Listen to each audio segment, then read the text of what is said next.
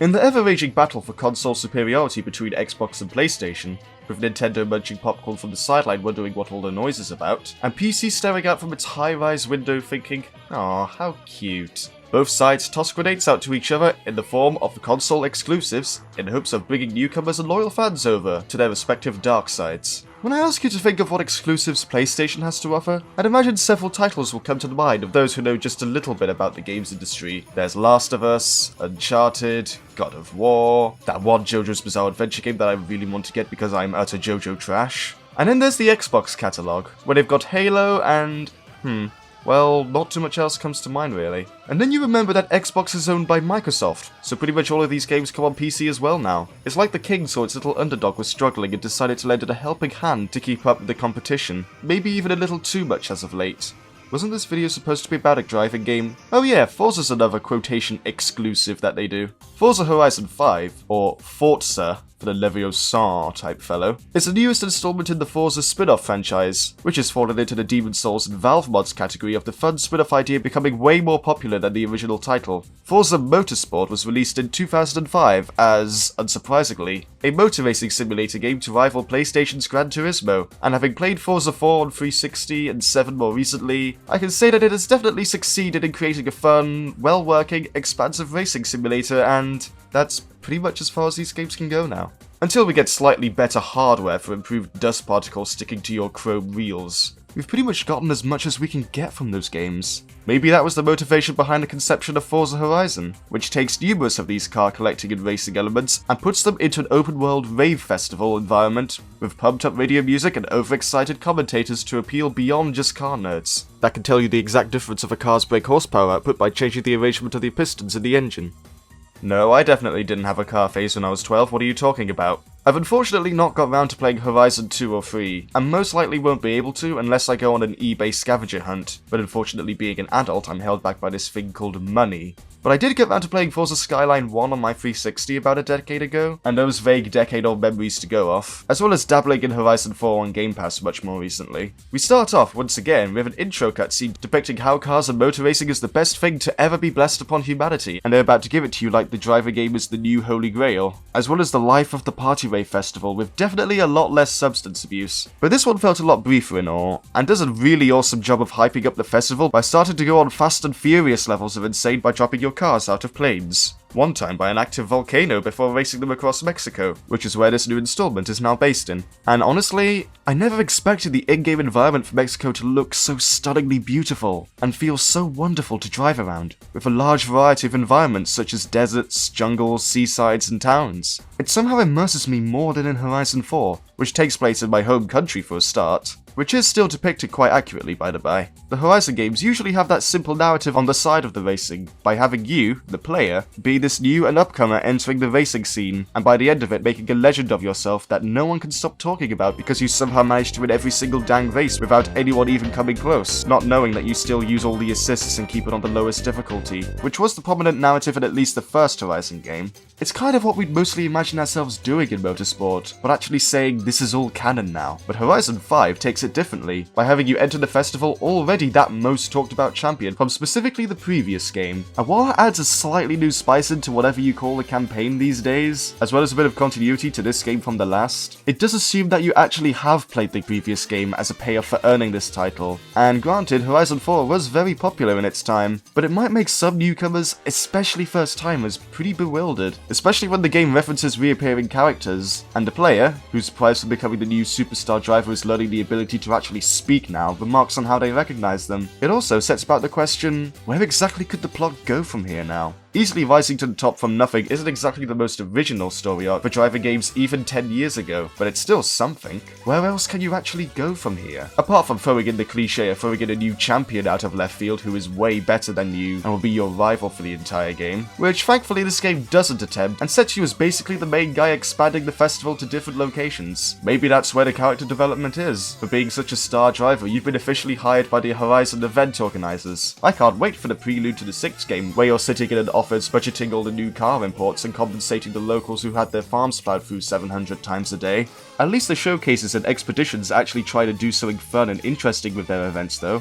As for the actual story missions, they're unfortunately not really that interesting. It's mainly about going up and saying hi to some of the characters and organisers of the events, and exploring some of their special interests, like photography, or an unconditional adoration for the VW Beat Vodka. It would have been nice to at least see some other actual Mexican developed cars represented in some way too, like the Inferno. And the missions themselves range from driving there and back again, sometimes in a unique vehicle, or simply completing one singular PR stunt and that's it, only it's sandwiched in between two unskippable cutscenes and loading screens each and every time. At least the expeditions give you a number of different things you can do in the new locations, and the showcases providing actual unique challenges, so it's now in my headcanon that anything involving Papa Fernando was a crazy fever dream. But the story is never really the main reason for playing these kinds of games anyway. Like most games, you're in it for the fun gameplay, with rescuing the princess being an afterthought to explain why your fictional character is risking their life by jumping over active volcanoes. For driving games, you're driving just because it's fun. And while the core of the gameplay does revolve around driving your cars around, trying to go slightly faster than the other cars, the thing that gives Horizon a massive edge over Motorsport is how much more variety there is to it. I love being able to play a driving sim freely in an open world, with personality in each varying region, making car modifications, honking my doom horn, listening to selected radio stations. Actually, speaking of the music, while there is good stuff on there, like Run DMC, The Killers, Don't Judge Me, and A Grand Return of Porter Robinson to name a few, I can't help but feel the music gets a bit repetitive after playing it for some time, which is odd considering how the first Horizon has some of my favourite implemented songs of any driving game I've played thus far. Plus there's some songs where half of them are censored out, wondering what the point of even having them in the game was, and some that appeared to be in an odd radio station based on their genre. At this point I usually end up putting on Hospital for some races or just Classic FM, or put some of my own music on Spotify instead, making sure the in-game music volume is 0 and on Radio Returner for potentially 7-minute long skill songs. There's also the freedom of being able to plough off-road in any area that has the space, and being rewarded for smashing into trees and fences in the environment, because when you play an open-world driving game, you can't help but want to destroy everything in your own vehicle. Maybe that's what the festival runners had in mind when their big superstar takes down a telegraph pole and single-handedly kill half the communications of the entire event. Where do you think half of their funding goes? It's the fact that this game takes its premise and passion for cars seriously, but allows for a bunch of fun, ridiculous things to happen, like making the world's smallest car so fast that it gets stuck on its hind wheels, which feels so liberating and adds to the high energy playground want to create. Screw your soccer post, it's called football. Screw this golf cart in particular. And plus there's a great variety of types of races available, from road races to the rally-esque off-road circuit races, off-road Baja races, street races, which are basically less official road races but they don't want to be illegal like Need for Speed, and even allowing community-made courses for extra flavour, however dumb those might turn out. We also get special playground games, like Capture the Flag, the Infected mode, as well as, say it with me, Forza Battle Royale, which has the two classic gameplay options. 1. Race head-to-head with the other competitors to try and knock them out to get a better car, or 2. The more traditional method, sit and wait for the border to close until you're down to the last few players, with surprisingly easy XP farming. That is if the other players don't turn invisible on you for whatever reason. Too much racing you say? Well, how about exploring some ancient ruins or airfields, or getting out of your car to take a photo of the event in the middle of a raging sandstorm? That is an actual objective you're given early on too. Yeah, give me some of whatever the event organisers are on that makes them risk the life of the event's biggest grand superstar. Serves you right for smashing up my cottage terrace in the last game. Another thing that's got me invested in this game an awful lot lately, instead of trying to edit more of these videos or get that damn Mario Galaxy video done, is the seasonal challenges offered in online. Mainly so I could grab an exclusive DeLorean at the start, but now it's hooked me. And it doesn't really involve too much grinding either, so you can just come on and off it at your own leisure, which too many other games these days lack in. Most of the time anyway. It ranges from taking photos and playing online, to buying cars and doing things in them, with challenges ranging from super quick and easy like with the Porsche Carrera S, to downright ridiculous like drive 100 miles on a 100-year-old D-Class Bentley. And even when I did upgrade it, it took so long to get that objective that I thought I'd just take a break, but then in my next session my whole progress was reset back to 0 for some reason. There were some daily challenges for it too, like the one where all you have to do is complete one expedition event. Oh, that's easy, I'll just get straight. Oh wait, I've already done them all when I started the game. Well then I'll just go and replay one of them. You can't replay expeditions and the showcases don't count towards the objective.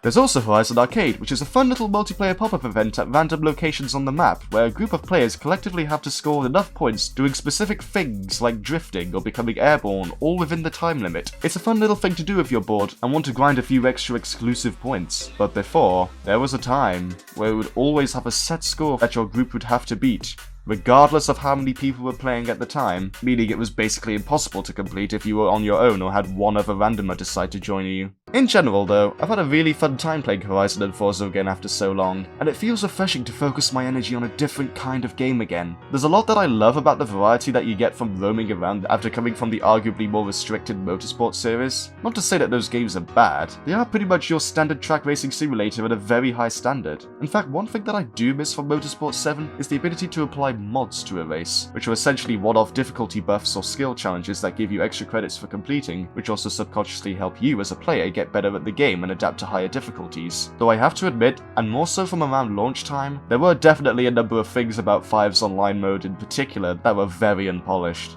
The things I've pointed out in this video, only a few things that happened then. I haven't even mentioned the 10,000 year long bans for making certain liveries. I mean, sure, if your anime waifu is too suggestive for younger players, you can take it down and maybe give out a first warning, or at least hide it from the other players, but a straight up permanent ban? Maybe when I play this game after the eventual collapse of society, they'll have some culture about them. The open world, freedom, vibes, and progression of Horizon 1 is what gave this game massive appeal in 2012. And while this game retains some of those aspects, online is what will give it longevity after you finish all the short campaign stuff. There is still a lot to love about what has been created here, but even now, there's still plenty of bugs to fix, cheaters to bring down, and many quality of life improvements to fix online play. As of writing this, the devs have acknowledged a lot of the bugs and are on an active effort to patch them up, but what happened to the days of releasing a game that was actually finished? Has the ability to update remotely made us lazy? But as proven by the uproar over the bugs, I think listening to the players and keeping the fun that Horizon brings is what will keep this game alive, not eliminating half of the fanbase for having Hatsune Miku on their car.